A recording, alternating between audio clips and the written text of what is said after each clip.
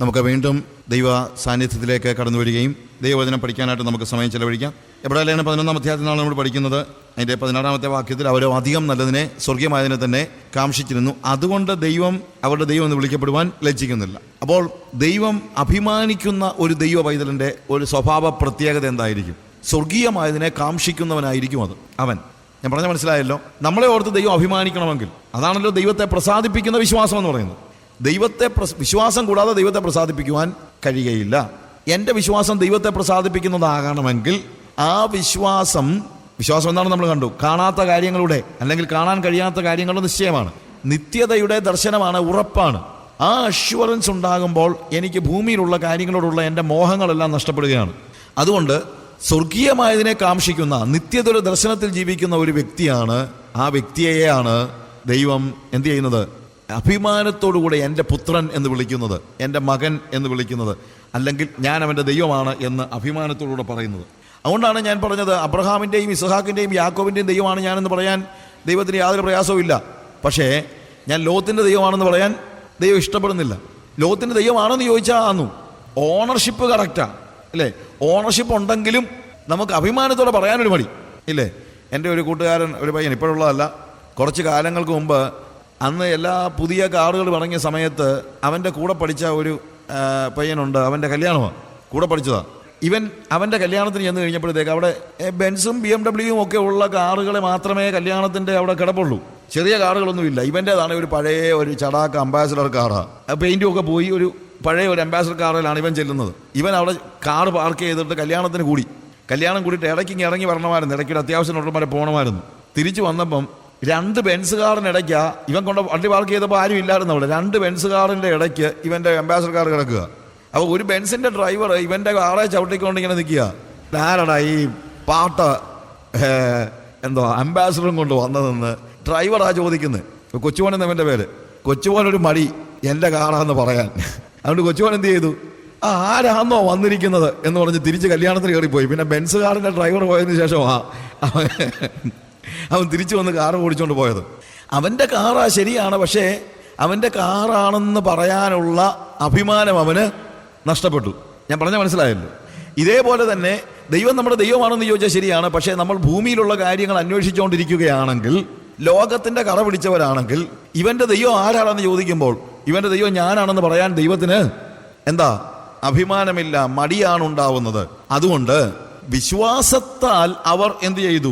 അവർക്ക് വിശ്വാസത്തിൻ്റെ വീരന്മാരായ ആളുകളെ കുറിച്ച് പറയുമ്പോൾ വിശ്വാസത്താൽ അവർ അധികം നല്ലതിനെ സ്വർഗീയമായതിനെ തന്നെ കാംക്ഷിച്ചിരുന്നു, അതുകൊണ്ട് ദൈവം അവരുടെ ദൈവം എന്ന് വിളിക്കപ്പെടുവാൻ ലജ്ജിച്ചതുമില്ല. നമ്മെക്കുറിച്ച് ദൈവം ലജ്ജിക്കാതിരിക്കണമെങ്കിൽ ഒറ്റ കാര്യമേ ഉള്ളൂ, നിത്യതയായിരിക്കണം നമ്മുടെ കണ്ണുകളിൽ കത്തി നിൽക്കുന്നത്. ഭൂമിയിലുള്ള കാര്യങ്ങൾക്ക് വേണ്ടി മോഹം വെച്ച് പുലർത്തുന്ന ഒരു വ്യക്തിയെക്കുറിച്ച് ഞാൻ ഇന്ന വ്യക്തിയുടെ ദൈവം എന്ന് പറയാൻ ദൈവം ഇഷ്ടപ്പെടുന്നില്ല, ആഗ്രഹിക്കുന്നില്ല, അല്ലെങ്കിൽ അതിനകത്ത് ദൈവം ലജ്ജിക്കുന്നു എന്നാണ് നമുക്ക് മനസ്സിലാക്കാൻ കഴിയുന്നത്. എബ്രായ ലേഖനം 11-ാം അധ്യായത്തിൻ്റെ 17 മുതൽ 19 വരെയുള്ള വാക്യങ്ങൾ വായിക്കുമ്പോൾ വിശ്വാസത്തിൻ്റെ പരിശോധനയെക്കുറിച്ചാണ് അവിടെ കാണുന്നത്. അവിടെ വേഴ്സ് 17 ഓൺവേർഡ്സ് വായിക്കുമ്പോൾ, വിശ്വാസത്തിൽ അബ്രഹാം താൻ പരീക്ഷിക്കപ്പെട്ടപ്പോൾ ഇസഹാക്കിനെ യാഗം അർപ്പിച്ചു. ഇസഹാക്കിൽ നിന്ന് ജനിക്കുന്നവൻ നിന്റെ സന്തതി എന്ന് വിളിക്കപ്പെടുമെന്ന് അരുളപ്പാട് ലഭിച്ചു. വാഗ്ദത്തങ്ങളെ കൈക്കൊണ്ടവൻ തൻ്റെ ഏകജാതനെ ലഭിച്ച് വാഗ്ദത്തങ്ങളെ കൈക്കൊണ്ടവൻ തൻ്റെ ഏകജാതനെ അർപ്പിച്ചു. മരിച്ചവരുടെ ഇടയിൽ നിന്ന് ഉയിർപ്പിപ്പാൻ ദൈവം ശക്തൻ എന്ന് എണ്ണുകയും അവരുടെ ഇടയിൽ നിന്ന് എഴുന്നേറ്റവനെ പോലെ അവനെ തിരികെ പ്രാപിക്കുകയും ചെയ്തു. നോക്കുക, അബ്രഹാമിൻ്റെ പരിശോധനയാണ്. അപ്പോൾ വിശ്വാസത്തിൽ പരിശോധനകളുമുണ്ട്. വിശ്വാസത്തിന് അത്ഭുതം മാത്രമല്ല ഉള്ളത്, എന്നുണ്ട്, വിശ്വാസത്തിൽ പരിശോധനയുമുണ്ട്. നമ്മുടെ ഒരു പ്രശ്നം, എൻ്റെ ദൈവത്താൽ ഞാൻ എല്ലാം അങ്ങ് ചെയ്തു കളയുമെന്ന് പറയുന്നത്. എൻ്റെ ദൈവത്താൽ വിശ്വാസത്താൽ പോകുന്ന പോക്കിന് പരിശോധന ഉണ്ടെന്നുള്ളത് ആരും പറയുന്നില്ലല്ലോ. പക്ഷേ വിശ്വാസികളുടെ പിതാവെന്ന് വിളിക്കപ്പെടുന്ന അബ്രഹാമിൻ്റെ ജീവിതത്തിൽ വിശ്വാസത്തിൻ്റെ പരിശോധന വരികയാണ്. അതായത് ഇവൻ്റെ വിശ്വാസം കറക്റ്റാണോ ഇല്ലയോ എന്ന് അറിയാനുള്ള, അതാണല്ലോ വിശ്വാസം എന്ന് പറയുമ്പോഴത്തേക്ക് വിശ്വാസത്തിൻ്റെ പരിശോധന. നമ്മൾ ഉൽപ്പത്തി പുസ്തകം 22-ാം അധ്യായത്തിലാണ് നമ്മൾ ഇത് കാണുന്നത്. ദൈവം അബ്രഹാമിനെ വിളിക്കുകയാണ്. ദൈവം അബ്രഹാമിനെ വിളിച്ചു കഴിഞ്ഞപ്പോഴത്തേക്ക് അവൻ അടിയൻ ഇതാ എന്ന് പറഞ്ഞു. എന്നിട്ട് അബ്രഹാമിനോട് ദൈവം പറയാണ്, നിന്റെ മകനെ, നിന്റെ ഏകജാതനായ ഇസഹാക്കിനെ തന്നെ നീ എനിക്ക് മോറിയ എന്ന് പറയുന്ന സ്ഥലത്ത് ചെന്ന് ഞാൻ നിന്നെ കാണിക്കുന്ന മലയിൽ അവനെ യാഗമർപ്പിക്കുക. അവിടെ ദൈവത്തിൻ്റെ അരുളപ്പാട് അവൻ കേട്ട് കഴിഞ്ഞപ്പോൾ അവിടെ എഴുതിയിരിക്കുന്നത് അതിൻ്റെ പിറ്റേന്ന് രാവിലെ തന്നെ എന്നാണ് കാണുന്നത്. ഏർലി ഇൻ ദ മോർണിംഗ് അവിടെ എഴുതിയിരിക്കുന്നതാണ്. അബ്രഹാം അതികാലത്ത് എഴുന്നേറ്റ് കഴുതയ്ക്ക് കോപ്പിട്ട് കെട്ടി ബാല്യക്കാരിൽ 2 പേരെയും തൻ്റെ മകൻ ഇസ്ഹാക്കിനെയും കൂട്ടി ഹോമയാഗത്തിനുള്ള വിറക് കീറിയെടുത്ത് പുറപ്പെട്ടു. ദൈവം തന്നോട് കൽപ്പിച്ച സ്ഥലത്തേക്ക് പോയി. ഇതൊക്കെ പിറ്റേന്ന് രാവിലെ, അതായത് രാത്രിയിൽ ദൈവം സംസാരിച്ചു എന്ന് വെക്കുക, പിറ്റേന്ന് രാവിലെ തന്നെ അവൻ ഇസ്ഹാക്കിനെ കൂട്ടി പോകുന്നു. ഡിസ്കഷൻ ഇല്ല, വീട്ടിലൊരു ചർച്ചയില്ല. മോൻ ഏതാണെങ്കിലും കിട്ടത്തില്ല, മോൻ ഏതാണെങ്കിലും is going to be sacrificed. അതിൻ്റെ പേരിൽ ഒരു പ്രാർത്ഥനാ യോഗം നടത്തിയില്ല, ഇല്ലേ? ഒന്നും നടന്നില്ല. സാറായോട് പോയി ഡിസ്കസ് ചെയ്തില്ല. ഞാനിങ്ങനെ ശബ്ദം കേട്ടിനി അത് ദൈവത്തിൻ്റെ ശബ്ദമാണോ അല്ലയോ എന്നെനിക്ക് അത്രയും വലിയ ബോധ്യമില്ല, എന്താണെങ്കിലും എന്നുവല്ല പറഞ്ഞു. ഇല്ല, കാര്യം അവന് ഉറപ്പുണ്ട്. വിശ്വാസം എന്നത് ആശിക്കുന്നതിൻ്റെ ഉറപ്പും കാണാത്ത കാര്യങ്ങളുടെ നിശ്ചയവുമാണ്. ദൈവമാണ് സംസാരിച്ചത്, അവന് സംശയമൊന്നുമില്ല. അവൻ അനുസരിക്കാൻ പൂർണ്ണമായി തയ്യാറായിക്കൊണ്ട് മകനെ കൊണ്ടുപോയി യാഗം അർപ്പിച്ചെന്നാണ് ഇവിടെ എബ്രായ ലേഖനകാരൻ പറയുന്നത്. നമുക്കറിയാം, ശരിക്കും പറഞ്ഞു കഴിഞ്ഞാൽ എന്ത് സംഭവിച്ചില്ല. യാഗാർപ്പണത്തിൻ്റെ അന്തിമഘട്ടത്തിൽ ദൈവം ഇടപെടുകയും ശബ്ദം കേട്ട് അവൻ എന്ത് ചെയ്യുകയാണ്, മകനെ even without sacrificing he was not killing him, അവനെ കൊന്നില്ല എന്ന് നമ്മൾ കാണുന്നുണ്ട്. പക്ഷേ എബ്രായ ലേഖനകാരൻ പറയാണ്, വിശ്വാസത്താൽ അബ്രഹാം ഇസ്ഹാക്കിനെ യാഗം അർപ്പിച്ചു. എവിടെ അർപ്പിച്ചു? അദൃശ്യ ലോകത്തിൽ യാഗം അർപ്പിച്ചു. അതുകൊണ്ടാണ് കാണാത്ത കാര്യങ്ങൾ നിശ്ചയമാകുന്നത്. You understand? ഇവിടെ ദൈവം അബ്രഹാമിനോട് നിന്റെ മകനെ എനിക്ക് യാഗം അർപ്പിക്കുക എന്ന് പറഞ്ഞപ്പോൾ ദൈവം ഉദ്ദേശിച്ചത് എന്താണ്? എന്തുകൊണ്ടാണ് യാഗം അർപ്പിക്കാൻ പറഞ്ഞത്? അതിൻ്റെ റീസൺ ഉണ്ട്. അവിടെ തന്നെ പറഞ്ഞിട്ടുണ്ട് റീസൺ. നീ സ്നേഹിക്കുന്ന നിന്റെ ഏകജാതനായ പുത്രൻ. അപ്പൊ അവിടെ പ്രശ്നം ഉണ്ടാകുന്നു. ദൈവം അബ്രഹാമിനോട് ചോദിക്കുന്ന ഒരു ചോദ്യം, നീ ആരെയാണ് സ്നേഹിക്കുന്നത്? കാണുന്ന ഇസ്ഹാക്കിനെയാണോ കാണാത്ത എന്നെയാണോ? ഇതാണ് ചോദ്യം. കാണുന്ന ഇസ്ഹാക്കിനോടാണോ നിന്റെ പറ്റുമാനം, അതോ കാണാത്ത ദൈവമായ എന്നോടാണോ? വിശ്വാസം എന്നത് കാണാത്ത കാര്യങ്ങൾ അദൃശ്യനായ ദൈവവുമായിട്ടുള്ള ഇടപാടാണ്.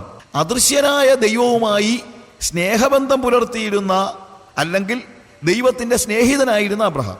എവിടെയാണ് ദൈവത്തിന്റെ സ്നേഹിതനാകുന്നത്? അദൃശ്യലോകത്ത്. അദൃശ്യലോകത്തിൽ ദൈവത്തിന്റെ സ്നേഹിതനായ അബ്രഹാം മോനുണ്ടായി കഴിഞ്ഞപ്പോൾ ദൃശ്യലോകത്തിലെ മകനെ സ്നേഹിക്കാൻ തുടങ്ങി.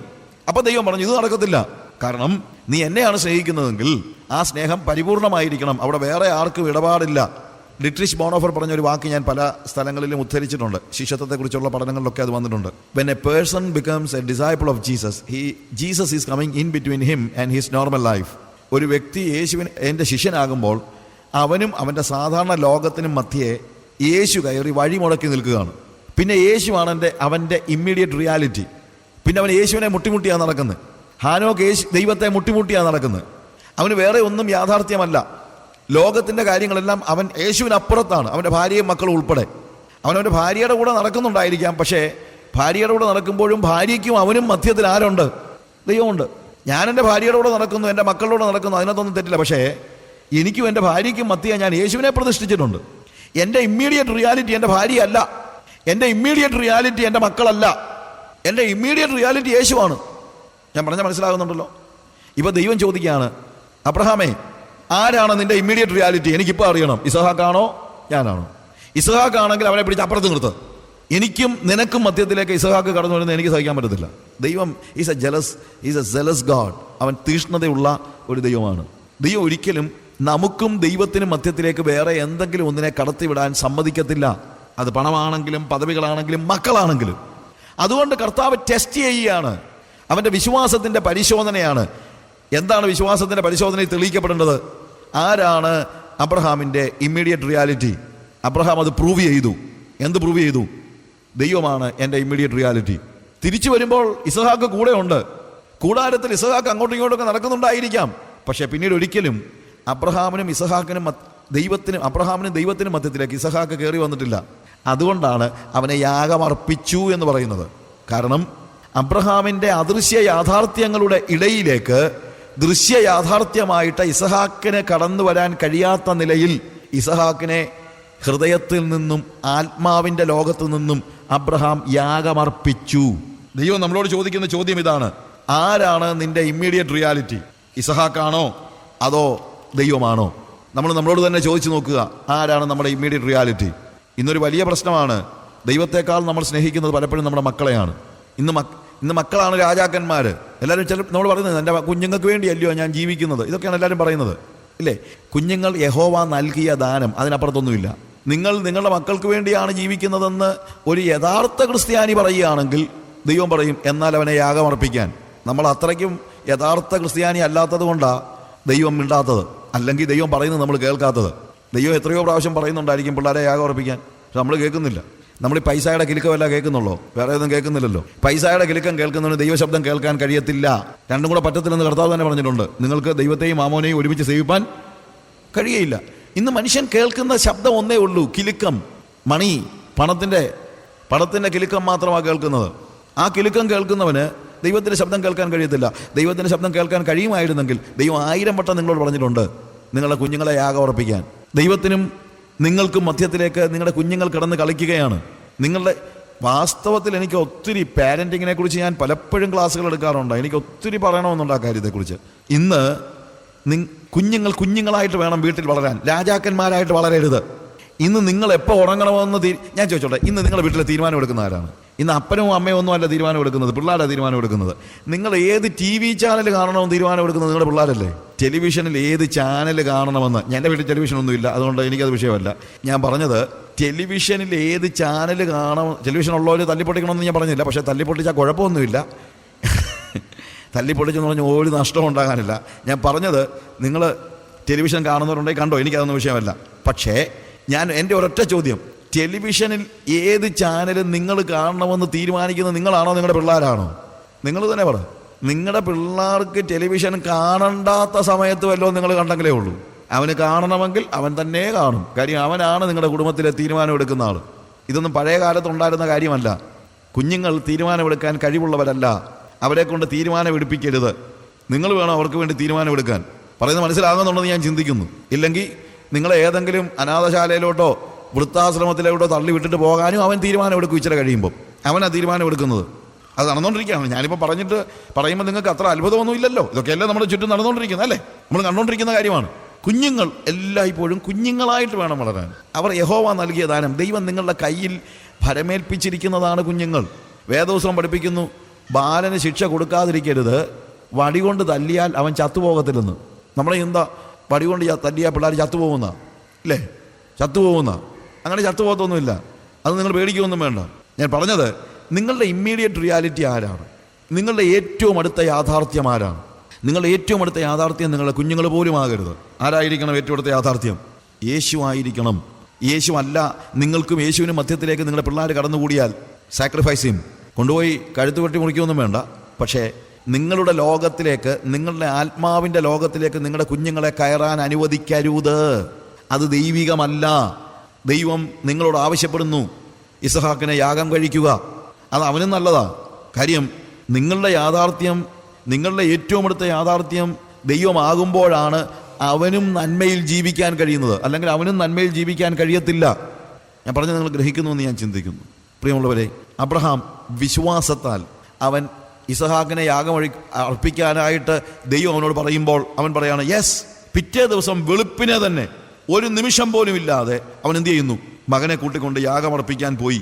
യാഗമർപ്പിക്കാൻ അവിടെ ചെന്ന് കഴിയുമ്പോഴും നിങ്ങളൊന്ന് ആലോചിച്ച് നോക്കണം. അവൻ ശബ്ദം കേൾക്കാൻ നോക്കിയിരിക്കുന്നൊന്നുമില്ല.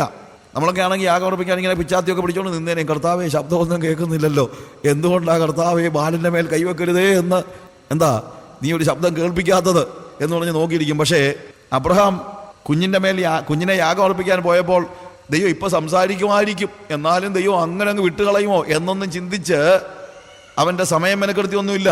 ദൈവം അബ്രഹാമിനോട് യാഗം അർപ്പിക്കാൻ വിളിക്കുമ്പോൾ അതിൻ്റെ 22-ാമത്തെ അധ്യായത്തിൻ്റെ 2-ാമത്തെ വാക്യത്തിൽ, 1-ാമത്തെ വാക്യത്തിൽ, അതിന് ശേഷം ദൈവം അബ്രഹാമിനെ പരീക്ഷിച്ച് ഇത് എങ്ങനെയെന്നാൽ അബ്രഹാമേ എന്ന് വിളിച്ചതിന് ഞാൻ ഇതാ എന്ന് അവൻ പറഞ്ഞു.